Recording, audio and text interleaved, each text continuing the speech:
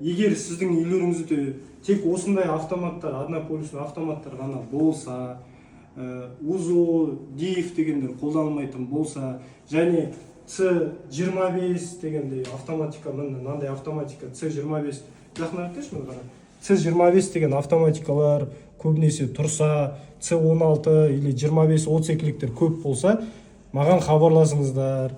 Мен тегін барып көріп сіздерге өзімнің рекомендациямды айтып кетем. Ондай жағдай болмас үшін шыны керек жүрекке батты. Осы 2-3 күн мен ойда жүрдім, қатты уайымдадым. Ол қайғы шыны керек бір отбасы түгелі кету деген ол қазақ халқына қайғы қасірет. Оған немқұрайлы қарауға болмайды, электриктер қауымы.